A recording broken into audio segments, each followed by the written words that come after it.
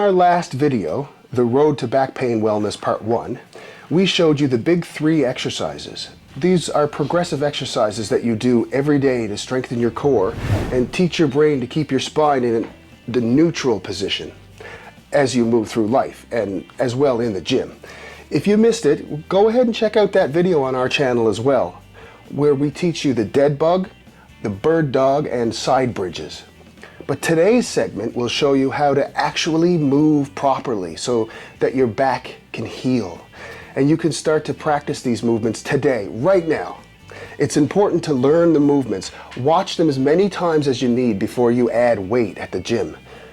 Body weight exercises can be really effective if you slow them down. Remember, Rome was not built in a day, so there's no rush. Learn these movements well.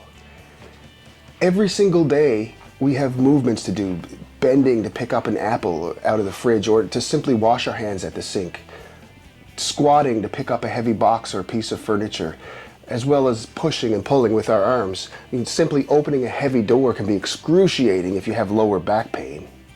So learning how to plank, hinge, squat, push, and pull, it's essential.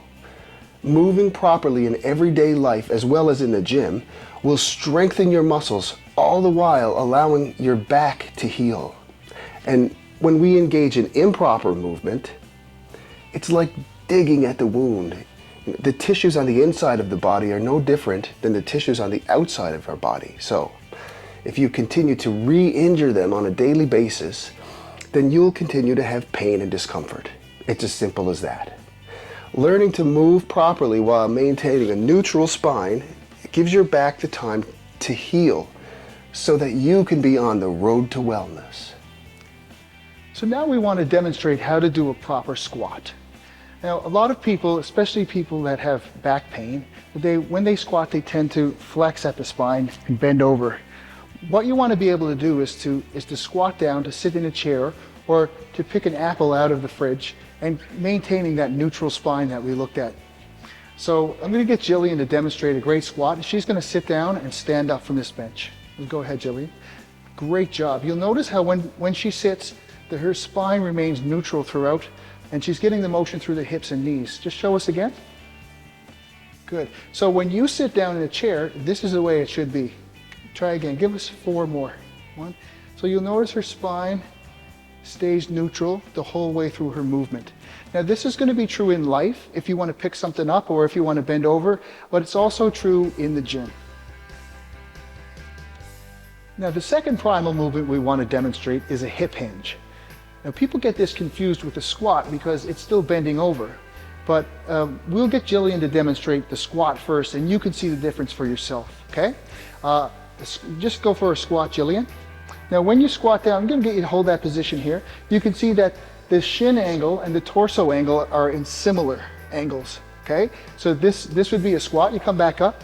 Now a hip hinge is more 75% at the hips, 25% at the knees, like this.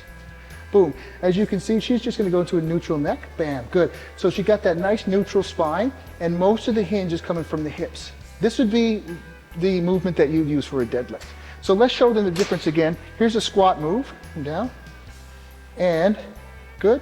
And here's a hip hinge, boom. So if you're experiencing lower back pain, then you want to learn this hip hinge really well because this is how you should move through your hips and not through the lower back and into those extensive motions and flexion motions. Right? Yeah. Really, you only have 2 moves that you can do with the upper body, and that's going to be a push and a pull. Now these are primal movements of the human body. We're going to start out with the very simplified versions of these, and we're going to do more advanced programming in future videos, but for today we'll start with the basics, okay? So a push and a pull look very much the same.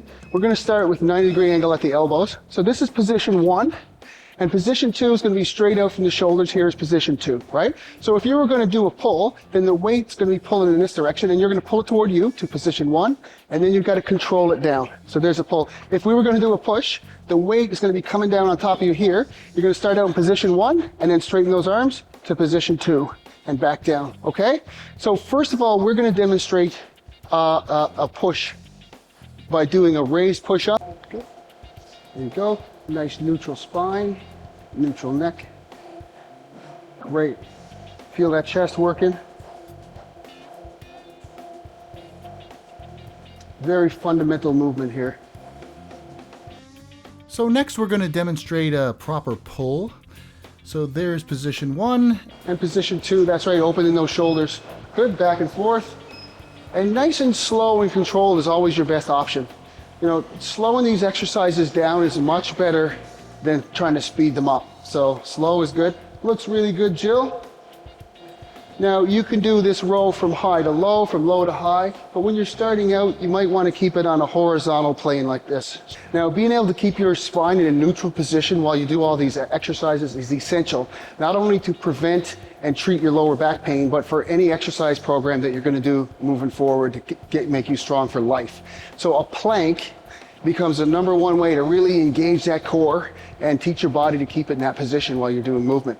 We'll start with a basic raised plank here on the elbows. Jill, if you want to demonstrate here.